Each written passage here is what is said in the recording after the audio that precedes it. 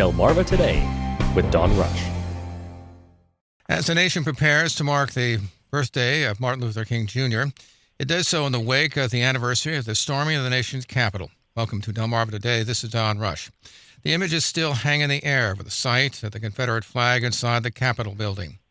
All this comes as voter rights have come under attack, with over 400 bills introduced in states around the country. On the phone with us this morning is Carl Snowden. He's with the Caucus of African American Leaders. Welcome to the program. Thank you so very much, sir. Thank you for the invitation. So let me just ask you, where do you think this nation is, given what we saw obviously a year ago, but even since then, particularly this emphasis on what seems to be at least a rise in white supremacy? I'm not sure it's so much a rise as it is people are beginning to focus. The technology now allows us to see things that we had not previously seen. But I think where we are in the nation is at a crossroads. We have to make a decision what kind of nation we want to be. And there are forces, very reactionary forces, that are reemerging, that are suggesting that it's time for the nation to go backwards. And those of us who believe that we're moving in the right direction, we have to be prepared to take them on. And they have chosen, these reactionary forces, to use race as the polarizing issue to divide people. As you will recall, during the era of Martin Luther King Jr., race played a central role in everything in the nation at that time, and we're back at this time again. And so the battles that Dr. King fought for, brotherhood, racial equality, social justice, are on the forefront again. And we need to determine as a nation whether we're prepared to be on the right side of history. When you saw that Confederate flag inside the Capitol building, something that did not even occur during the Civil War, what was your own reaction? What were your thoughts about that? It was a wake-up call, a very important wake-up call. There is a faction, there always have been. I'm old enough to know about the John Birch Society. I know about White Citizens Council. There've always been this element in the American body politic that has existed. And what that breaching of the Capitol did was remind us that element is still very much alive. Again, when we go back and look at the wisdom that Dr. King and Malcolm and others left us, it is to be able to be vigilant. We cannot assume that racism has been eradicated in this country because we've been able to make some progress as it relates to electing an African-American president, or in this case, a vice president who happened to be African-American. We've got to realize that there is a reactionary force. It's a right-wing force. It's always been in existence. And one of the troubling things I've witnessed is a new polling data that says for the first time, 40% of Republicans believe that violence is okay. That is very, very troubling and something we have to pay attention to. Do you think, for instance, the fact that we did have our first African-American president, as you point out, obviously now a vice president, that brought a lot of this to the surface? Because there was, even during the period of the Tea Party movement, there was that element to it as well. And, of course, we saw former President Donald Trump in his run-up to the presidency, even early on, talking about birtherism, that all those elements began to come to the surface once there was this recognition that perhaps something was changing because we had, for instance, an African-American president. That's true. I mean, I think, again, I'm one who studies American history. I'm very well aware of how race has always been used as a way of getting some politicians to office. There are people who will surely remember when Ronald Reagan first announced his presidency, he did it in Philadelphia, Mississippi, the place where civil rights activists had been murdered. These symbolic images that were being sent. So we know that race can and have been used effectively in our society. Those who will remember George Bush when he ran, the first George Bush when he ran for president, one of the things he used effectively was what was called the Willie Horton ad that appealed directly to race, had a black man who allegedly had raped a white woman, and that was used in a campaign ad, successfully, I might add. So race has always been a factor in the American body politic. The question is not whether racism exists. The question is what we as a nation will do about it. And now we're at this crossroads. President Joe Biden, when he was running for the presidency, said that this race was about the soul of America. Well, in many ways it is about the soul of America. And that's why this Martin Luther King Jr. holiday is so important.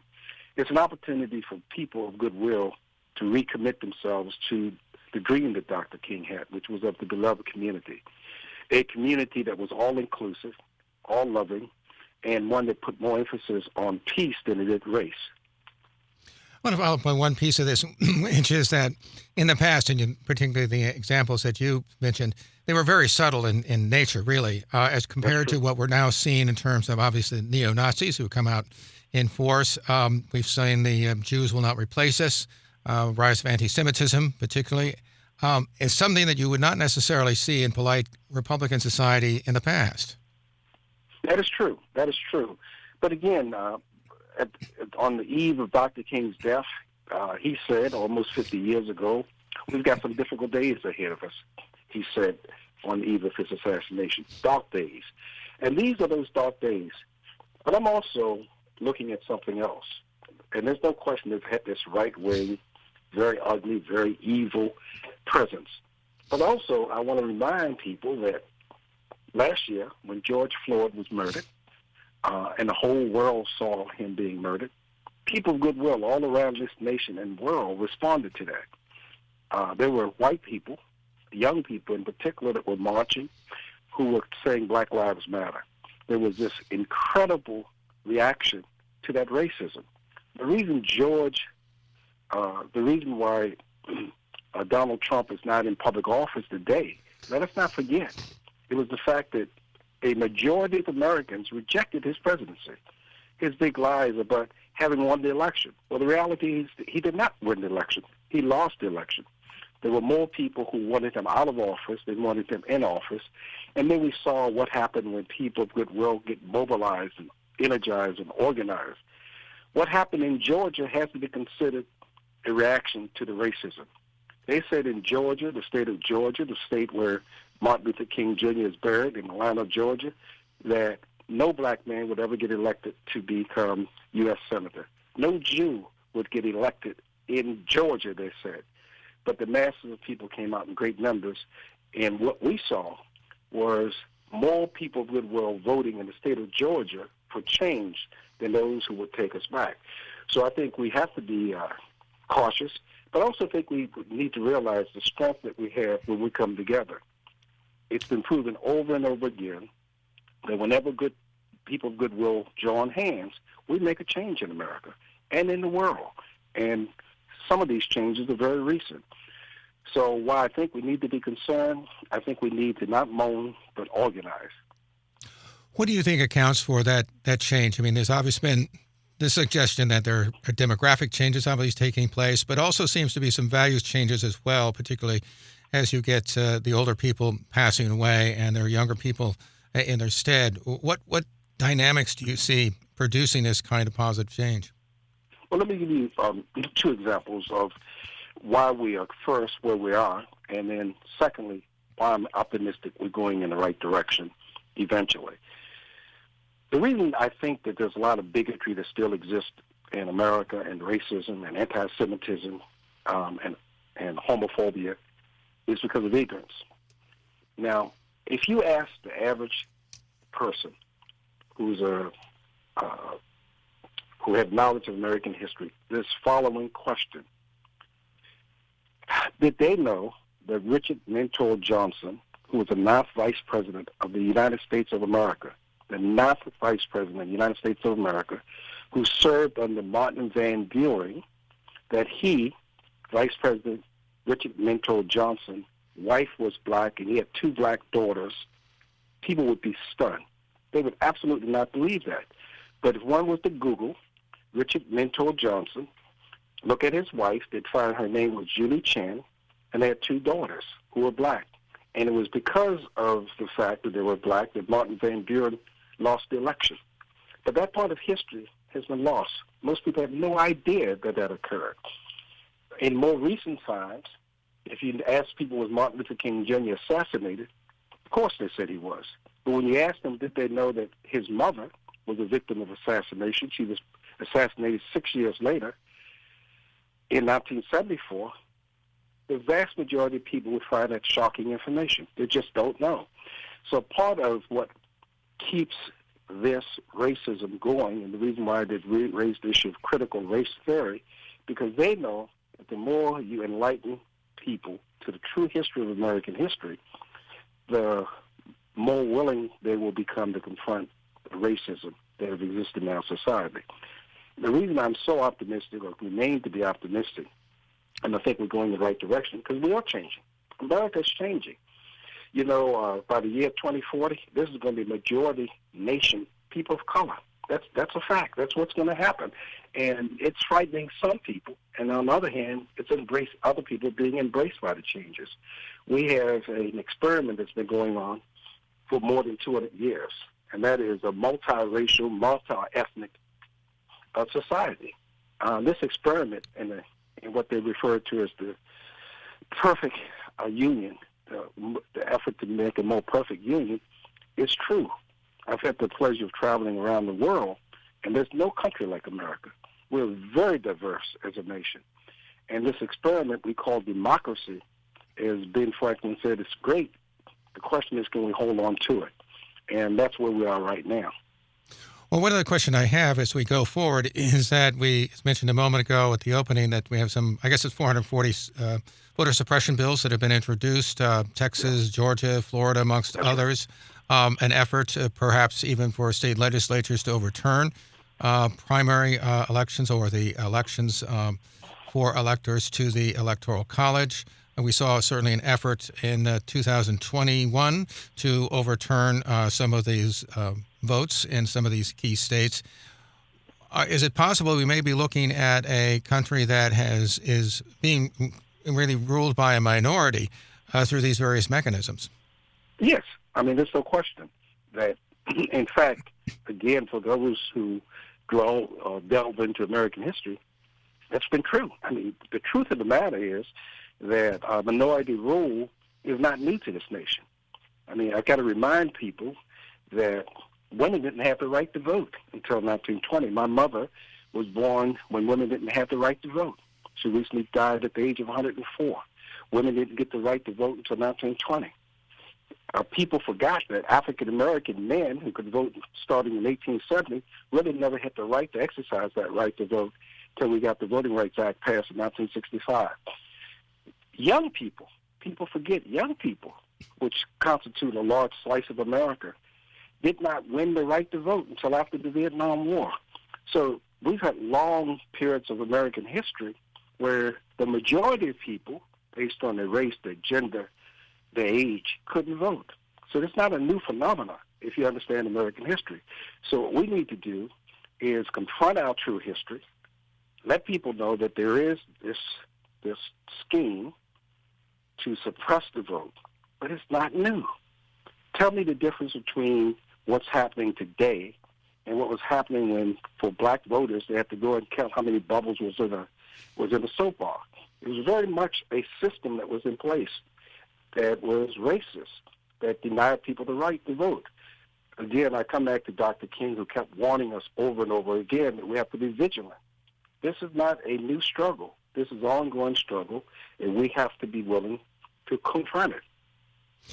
One of the achievements of King, as well as obviously Lyndon Johnson, but King was, of course, the Voting Rights Act in 1964. And one of the things that really struck me, or 65, one of the things that really struck me was the fact that we now have a situation where there seems to be a recognition that a lot of these things are going on in terms of how votes are being restricted. But do you think the administration or Democrats are doing enough? We have it in the Senate, of course, one or two Democratic senators who say they don't want to do away with the filibuster have been certainly reluctant. What do you make of the effort? I mean, are they alarmed enough in order to deal with these kinds of restrictive laws? Short answer is no, they're not alarmed enough. But again, I come back to history. Most people think the Voting Rights Act just happened by happenstance or coincidence or by accident. It did not. In 1964, after the Civil Rights Law was passed, a group of African-American activists, including Martin Luther King Jr., went to meet with Lyndon Johnson. At the time, Lyndon Johnson did not favor a Voting Rights Act. He felt that the country had done this huge accomplishment by getting the Civil Rights Act of 1964 passed. So he said something to Dr. King that we must remember.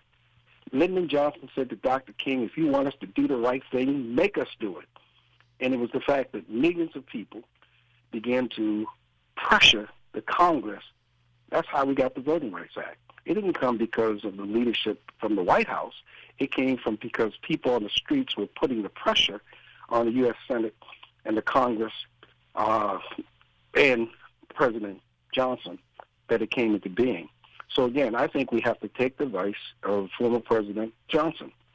We got to make people do the right thing, and that's not unusual in American history. Oftentimes, the right thing is done because the right number of people are at the right place at the right time, raising the right issue, and forcing the country to go in the right direction. I want to return, but go ahead. You will recall that the United States government's official policy was neutrality, or what they call constructive engagement, with South Africa. The Republicans and those who were in power is no one to change foreign policy as it relates to South Africa.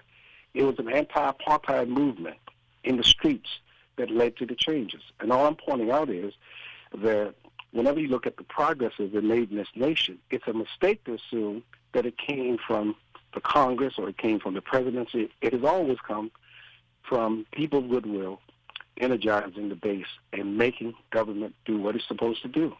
I want to, by the way, return just a moment to the critical race theory, because the thing that struck me is that where all of these things seem to sort of converge is in the school room, yes, in the classroom.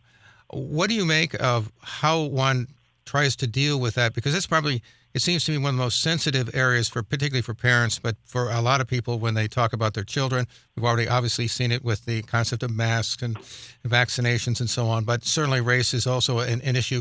How do you see the schools grappling with this, with the issue of race, and how do we move beyond some of the vitriol that we've seen, certainly at some of the school boards?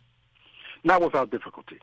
I mean, it's not going to be easy because the forces that are trying to use this as a divisive issue are going to do everything they can to make it divisive. You've heard undoubtedly where people say they don't want critical race theory to be taught because they don't want white children to feel uncomfortable. But we've got to get people to understand that truth does make people feel uncomfortable. Education, the reason why we have what's called academic freedom is because you want to be able to discuss issues. I mean, people have to be able to confront the history of their nation. It was James Baldwin who correctly noted that not everything faced can be changed, but nothing that's not faced will not be changed. And we've got to face the fact that in America, we've had a curriculum that never told the true story of American history. The fact of the matter is that Columbus didn't discover America. That's a fact. It's no way getting around that. And so I think that what we have to do is be willing to go into these discussions, and there are going to be difficult discussions, both at the local and national level, talking about, as a nation, where do we want to go from here? How do you talk about the Holocaust and that not be uncomfortable? How do you talk about Native Americans who some tribes genocide was committed against and it not be uncomfortable? Or slavery, or the fact that in American history, with child labor, sweatshops, these things are uncomfortable. In terms of the Japanese Americans in 1941, how do you tell that without people being uncomfortable? So I take the point of view that the fact that people are uncomfortable is a good thing because we need to be uncomfortable with some of the history that we've had in this nation. Let me say this one, follow up, is how do you deal with that in classroom when there will be white students who are young, they don't have a lot of history behind them, and they feel as if somehow they're being held responsible or that they should feel bad or whatever reaction they might have, no matter how it's presented. I mean, how do you cross that divide so that people understand that past wrongs have to be dealt with, current wrongs have to be dealt with, that their position in society has to be recognized at the same time without, say, them feeling guilty about it? I mean, I think that's one of the key issues when I hear a lot of some of the white folks, white parents, and so on talk about this. They feel as if somehow they're being put upon, I guess, as not as an opportunity to change, but rather as something to be blamed, I guess. Right. No, I understand that, and part of my career, part of my background is I was a professor at a local community college as well as university, and so I understand that. I understand it comes down to the ability to be able to convey messages to people. It is true that it is a challenge, but that's what life is about, is these challenges. So I think the way we get this done, you sit down with parents who have every right to be concerned about what's going to happen to their children and how they feel, and you develop a curriculum that continues to focus on truth, because truth must be part of the curriculum, but it's a way of approaching it where people can feel comfortable. I've met white people who initially had the reaction that you described, that whites you've run into have had the reaction. But when you take a few moments and begin to share with them history that they've lived through, but they've never thought about, they begin to re-examine their own behavior. You know, as I said to you earlier in this conversation, when I shared with white people who've lived in America, who went on to get their college degrees, living comfortable lives, that there had been a African-American woman who was the vice president's wife and during Martin Van Buren era, they didn't know that. And they want to know, how could that happen? And they not be aware of that. And so I think it's important that we be able to teach this history in a manner that people can both appreciate and understand. One final example, you take people who make the following statement, that Donald Trump was the first president of the United States to put children in cages. They're referring to the whole issue of the border kids on the border. Well, that's just not true. Donald Trump was not the first president to do that. And when you tell people that there were presidents who were responsible for children being put in cages under Democrats, just as it was true that they did it under Republicans, and you point out to them that this is part of American history, it's a little bit more easy to accept because it doesn't come across as partisan or liberal or even conservative. It comes across as this is our history, and we must make sure that this never happens again. I want to turn to police abuse. We, of course, as you pointed out a moment ago, we had George Floyd, the police officer there, was convicted. We also had a situation with the 3 convictions in the Ahmaud Arbery case. Those were civilians, of course, but convicted for that as well. Where do you see us in terms of police abuse, dealing with it? We obviously had the incident in Ocean City as well. In terms of trying to get at this, or is it just simply that we're becoming more aware of it? Because obviously we have a lot of videos now which have been essential to some of these prosecutions. Where do you see us with this? Well, first of all, the Maryland General Assembly is to be given great kudos for the fact that they recognize that we have a problem here in the state of Maryland and passed the most sweeping police reform legislation in the history of this state. And I think most police departments, including Ocean City, are grappling with the fact that there's a changing environment. I had a conversation with the police chief in Ocean City when that melee took place. And one of the things he said to me was that had those young men who were 17 and 18 years of age merely obeyed a lawful order, we wouldn't have had this particular problem. And when I responded to him, well, what about George Floyd? He said, what are you talking about? And here's what I said to him. Those young boys that got arrested were 17 and 18, which means that they were born probably in 2003, 2004. Think of what they've experienced in their life. If you were born in 2004 and you're a young African-American person, you have seen in your lifetime Trayvon Martin, 17 years old. You've seen a 16-year-old kid in Chicago named McDonald who was killed, an 18-year-old boy, young 18-year-old man named Michael Brown who was killed in Ferguson. You saw a young man named Freddie Gray who was 26 years old, get killed. You saw Antoine Black, who's from Greensboro, who was only 19 years old, die. You've looked at people, you've seen people who look like you, who are within your age range, dying. And for you to think that that's not going to have a reaction to people who are in that age group is foolish. The fact of the matter is, George Floyd was complying. He was following a lawful order. Just because you follow a lawful order does not mean you will not have a bad encounter with police. And so I think we really have to have this dialogue and make sure that folks understand that this generation of young people that's coming, their experiences with police are far different than experiences of their fathers and their forefathers. And they're not going to be as willing to take the abuse as so many of us were willing to do. As you look ahead, what's your sense about where this country is going? Obviously, as we said a moment ago, it's changing over time, demographics, values, and so on.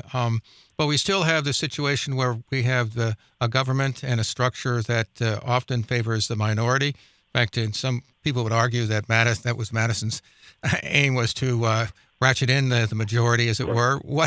Where do you see ourselves going, and how long do you think it's going to take to overcome some of these obstacles, these structural obstacles that are sitting in front of us? First, I'm very impressed, I got to tell you, with your understanding of history, the way the government is structured. I can tell by your questions you've given some serious thoughts to these questions, and I just thank you for that. My analysis and my thinking is, as we move forward, the reason I'm so optimistic is, again, I credit my mother, who I told you lived to be 104 years old. She died last year. And my mother would always tell me something that I've never forgotten. My mother would get very angry with people who said, nothing's changed in America. America is as racist as it used to be. And my mother said, are you kidding? And my mother would share with me her real-life experiences. My mother lived more than a century. And so when I look back at America and I look at where we are today, I remain optimistic. Now, here's an example of something that just happened in a relatively short period of time. And the vast majority of Americans, regardless of their religion, their race, their economic status, have accepted it. It's no big deal.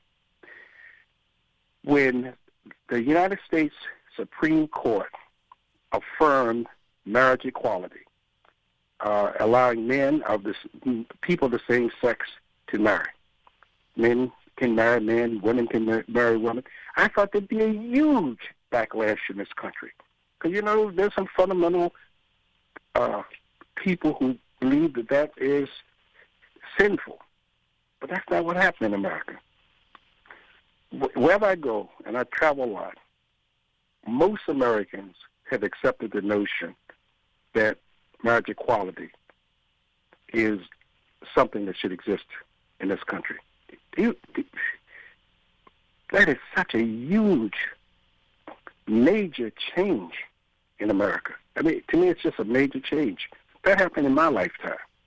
There were people when I was growing up said that Martin Luther King Jr.'s birthday would never be a holiday. It took 25 years, but it became a holiday.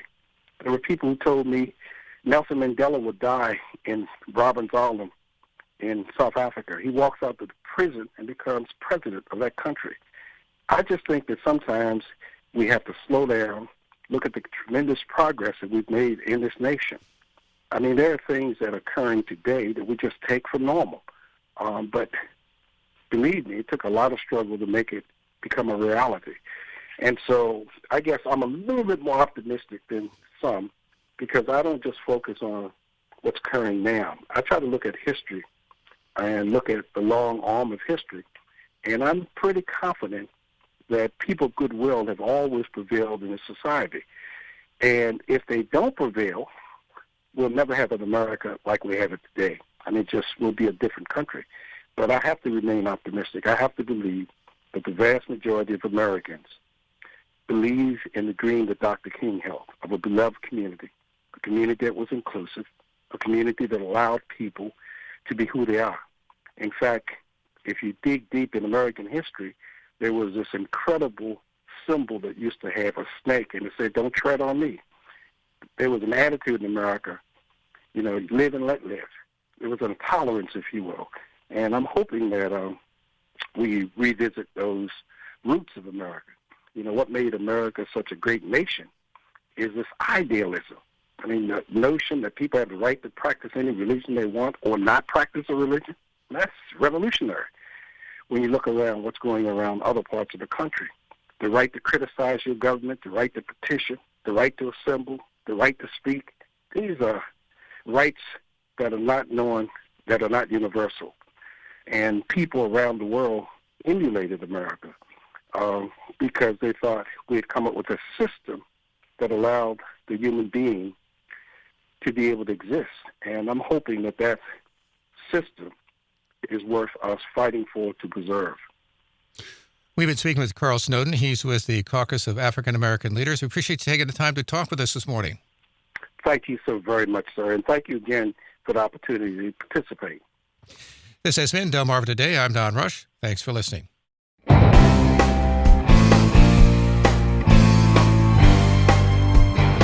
Delmarva Today with Don Rush.